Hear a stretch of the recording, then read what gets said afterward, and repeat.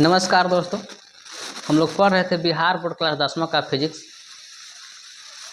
और इस फिजिक्स अर्थात भौतिक विज्ञान में यह दूसरा लेक्चर होगा, जिसमें आज हम लोग पढ़ेंगे प्रकाश के परावर्तन के बारे में।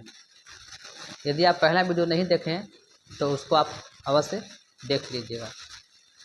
तो चलिए देर ना करते शुरू करते हैं।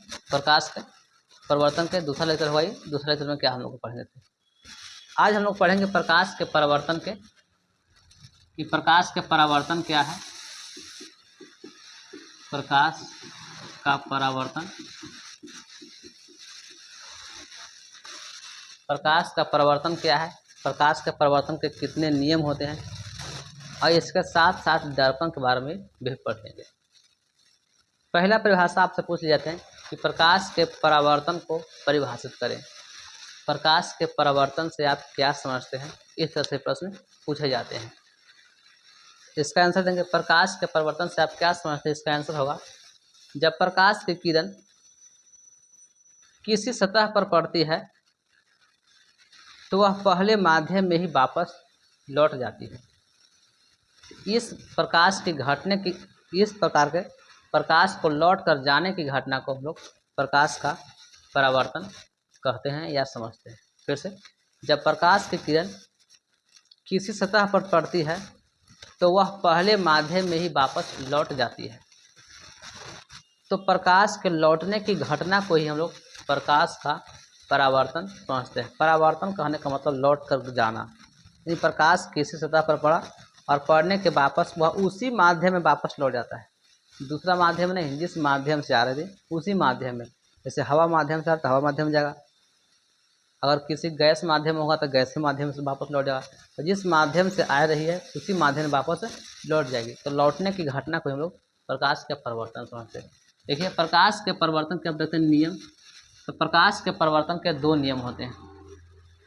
प्रकाश के परिवर्तन के दो नियम होते हैं। पहला नियम कहेंगे, देखिए ये परावर्तक सतह है। परावर्तक सतह कहने का मतलब ये बस इस सतह से वापस प्रकाश ऊपर को ही लौट जाएगा, प्रकाश को परावर्तित कर देगा। जैसे दर्पण कह सकते हैं कि परावर्तक सतह में ये दर्पण है, सबसे अच्छा उदाहरण होगा। तो प्रकाश के परिवर्तन में परिभाषा बताएगा कि जब प्रकाश की किरण किसी सतह पर पड़ती है तो वह सतह से पहले माध्यम में वापस लौट जाती है। तो लौटने की घटना ही प्रकाश का परिवर्तन कहलाता है। प्रकाश के परिवर्तन के दो नियम हैं। पहला नियम कहेंगे आपतित किरण। देखिए कि प्रकाश इधर की ओर आ रही है, इस किरण को बोलेंगे आपतित किरण। फिर बोलेंगे परावर्तित किरण, मतलब परावर्तन होकर लौट के जा रही है। तो आपतित किरण, परावर्तित किरण। और आपतन बिंदु, यह है आपतन बिंदु। आपतन बिंदु पर आपतन बिंदु से खींचा गया लंब, तीनों एक ही तल में होता है। तो ये प्रकाश के परिवर्तन का पहला नियम बताया गया। प्रकाश के परिवर्तन में पहला नियम बताया गया कि आपतित किरण अर्थात आने वाली किरण, परावर्तित किरण अर्थात लौट कर जाने वाली किरण, परावर्तित की किरण, और आपतन बिंदु से खींचा गया अभिलंब, तीनों एक ही तल में होता है। देखिए ये तल एगो है, तो इसी तल में ये आपतित किरण हो गया, ये परावर्तित किरण हो गया, मतलब लौट के जाने वाला हो गया। ये हो गया आपतन बिंदु से खींचा गया अभिलंब, ये है अभिलंब। ये तीनों एक ही तल में होता है। तो हम लोग प्रकाश उसे बोलते हैं प्रकाश के परिवर्तन का पहला नियम है उसमें। अर्थात प्रकाश के परिवर्तन के पहले नियम में लिखेंगे आपतित किरण, परावर्तित किरण और आपतन बिंदु से खींचा गया अभिलंब, तीनों एक ही तल में होता है। क्लियर है? इसमें तीन गो आया। पहला आ गया इसमें आपतित किरण कहेंगे, आपतित किरण, आपतित किरण। दूसरा आ गया परावर्तित किरण, परावर्तित किरण। तीसरा आ गया आपतन बिंदु, आपतन बिंदु। ये तीन मुख्य बातें इसमें निकला प्रकाश के परिवर्तन के पहला नियम से। पहला निकला आपतित किरण। आपतित किरण क्या है? सतह पर पड़ने वाली किरण, मतलब सतह की ओर आने वाली किरण आपतित किरण कहलाता है। इसे आई से सूचित करते हैं। क्यों? क्योंकि इसको इंग्लिश में इंसिडेंट रे कहते हैं। इंसिडेंट रे कहेंगे इसी कारण से इसको आई से सूचित करते हैं। आई से इंसिडेंट होता है। ठीक, तो आपतित किरण किसे कहेंगे? तो सतह पर आने वाली किरण, आने वाली किरण को ही आपतित किरण कहते हैं। दूसरा परावर्तित किरण किसे कहेंगे?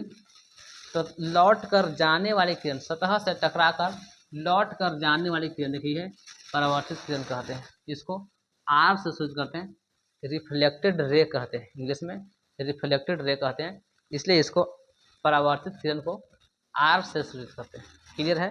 तो दो को मुख्य बिंदु समझ लिए, आपतित किरण, परावर्तित किरण। आपतित किरण किसे कहेंगे? तो सतह पर आने वाली किरण को आपतित किरण और सतह से लौट कर जाने वाली किरण को परावर्तित किरण कहेंगे। अगला है आपतन बिंदु। आपतन बिंदु, आपतन बिंदु किसे कहेंगे?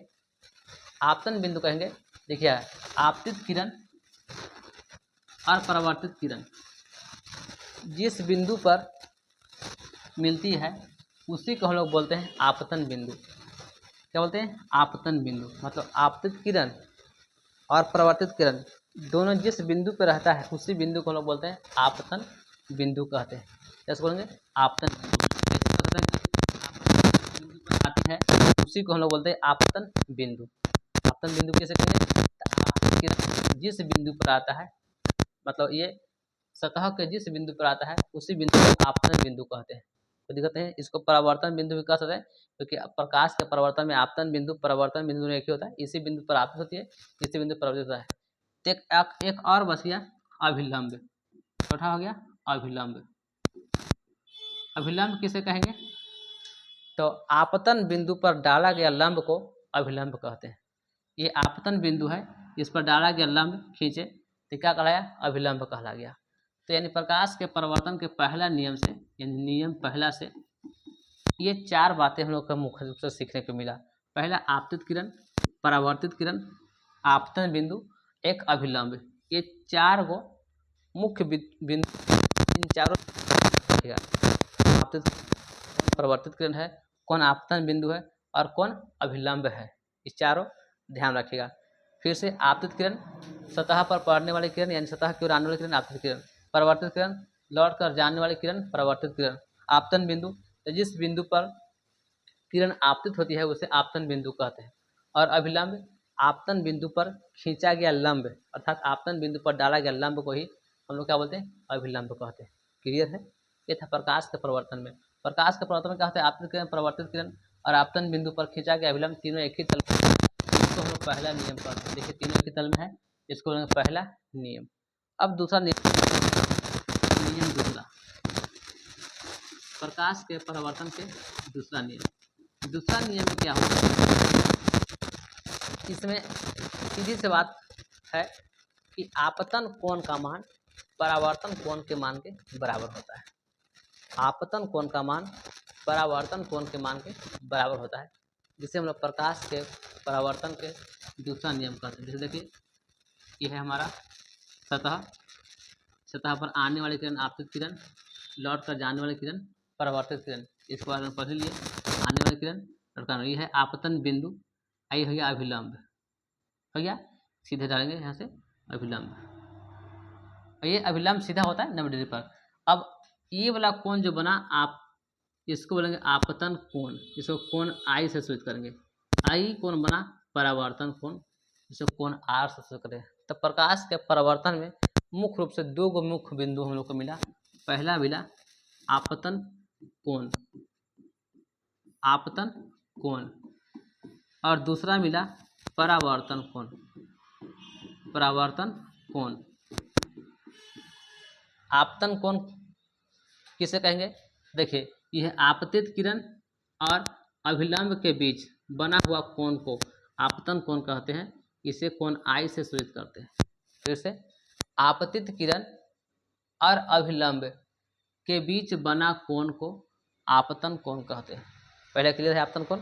आपतन कोण किसे कहेंगे? तो आपतित किरण और अभिलंब के बीच बना कोण को आपतन कोण कहते हैं, अर्थात आपतन कोण है।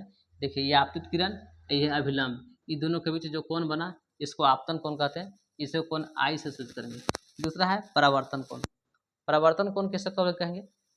तो कहेंगे परावर्तित किरण, देखिए ये है परावर्तित किरण और अभिलंब के बीच जो कोण ही बना इसी कोण को हम लोग बोले परावर्तन कोण। इसको इंग्लिश में बोलते हैं रिफ्लेक्टेड एंगल, इसलिए इसको हम लोग कोण आर से सूचित करते हैं। रिफ्लेक्टेड रहेगा, कोण आर से सूचित करते हैं। और ये दूसरा नियम में दोनों बराबर होता है, कोण आई का मान बराबर होता है कोण आर के मान के बराबर होता है।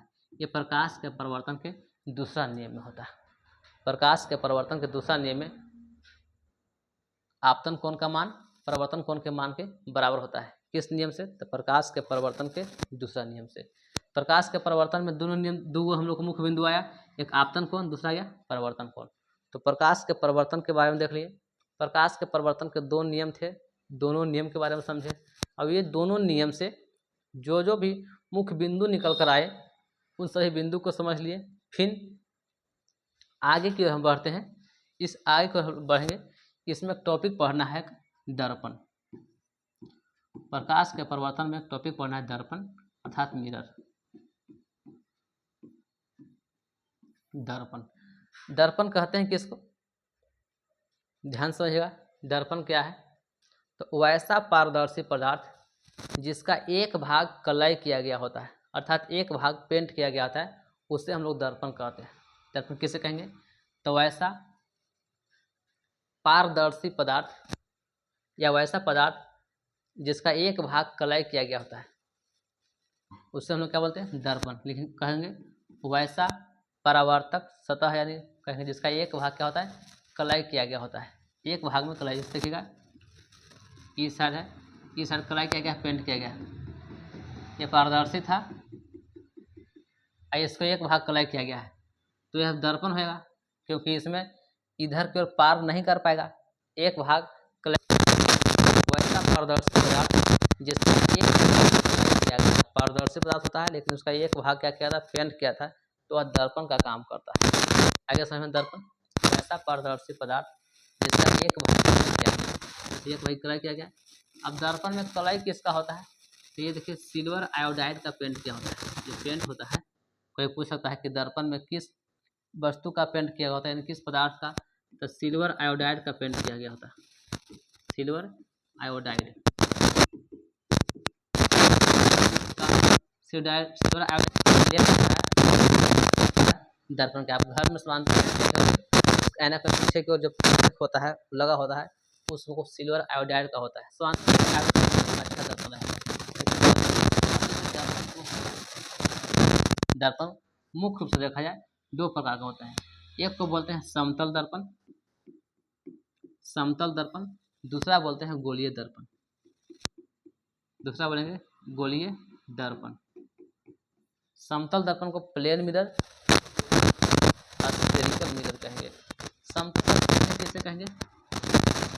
वैसा दर्पण जिसका परावर्तन सतह समतल होता है, बराबर होता है, उसमें समतल। देखिए ये समतल, देखिए ये पेंट किया गया भाग, कलय किया गया भाग, आई है परावर्तक सतह। तो ये परावर्तक सतह है जो क्या है? देखिए परावर्तक सतह समतल है, उसे हम लोग समतल दर्पण कहते हैं। और वह दर्पण जिसका परावर्तक सतह क्या होता है? समतल होता है, एकदम सीधा, उसे हम लोग बोलेंगे समतल दर्पण। दूसरा है गोलीय दर्पण। वैसा दर्पण जिसका परावर्तक सतह क्या होता है? वक्र होता है, उसे गोलीय दर्पण कहते हैं। परावर्तक सतह कैसा होता है? तिरछा होता है, मुड़ा होता है। तो वैसा दर्पण जिसका परावर्तक सतह क्या होता है? मुड़ा होता है या गोलाकार रूप में होता है, तो उसे हम लोग बोलेंगे गोलीय दर्पण। गोलीय दर्पण दो प्रकार का होता है। एक दर्पण को बोलेंगे उत्तल दर्पण, दूसरा बोलेंगे अवतल दर्पण। अवतल दर्पण, गोलीय दर्पण दो प्रकार का हुआ। पहला दर्पण को बोलेंगे उत्तल दर्पण, दूसरा बोलेंगे अवतल दर्पण। देखिए पहले देख रहे समतल दर्पण, फिर गोलीय दर्पण। गोलीय दर्पण दो प्रकार के, उत्तल दर्पण, दूसरा अवतल दर्पण। उत्तल दर्पण किससे कहेंगे? इसके पास देख लीजिए, बोलेंगे वैसा दर्पण जिसका परावर्तक सतह उठा हुआ होता है और अंदर के भाग में कलय किया गया होता है, उसे ही उत्तल दर्पण कहते हैं। देखिए दर्पण बना रहे हैं, तो इसमें देखिएगा, ध्यान दीजिएगा कि उत्तल दर्पण किससे कहते हैं? तो वैसा दर्पण जिसका परावर्तक सतह उठा हुआ रहेगा, यह परावर्तक सतह उठा हुआ है और अंदर के भाग में कलय किया गया था। देखिए ये अंदर का भाग है, अंदर के भाग में कलय किया कर दिया, तो इस दर्पण को हम लोग बोलेंगे उत्तल दर्पण। और बना सकते हैं फोटो, ऐसे भी बना सकते हैं, इधर के भाग में कलय कर देंगे, ये हो गया उत्तल दर्पण। परावर्तक सतह इधर हो गया, उठा हुआ है, तो उत्तल दर्पण किससे कहेंगे? तो वैसा दर्पण जिसका परावर्तक सतह उभरा हुआ हो या उठा हुआ हो और अंदर के भाग में कलय किया गया हो, उसे हम लोग उत्तल दर्पण कहते हैं। अगला अवतल दर्पण कैसे कहेंगे? तो वैसा दर्पन जिसका परावर्तक सतह धंसा हुआ हो और बाहर के भाग में कलर किया गया हो। देखिए धंसा पड़ता था, इधर बाहर के भाग में कलर कर दिए, तो ये हो गया अवतल दर्पण। वैसा दर्पन जिसका परावर्तक सतह धंसा हुआ हो और बाहर के भाग में कलर किया गया हो, उसे देखिए दर्पण 3 प्रकार के, समतल दर्पण, उत्तल दर्पण, अवतल दर्पण। मुख्य रूप से देखा दुएगो, एगो समतल एगो उत्तल। लेकिन दर्पण को 3 भाग में देख लिए।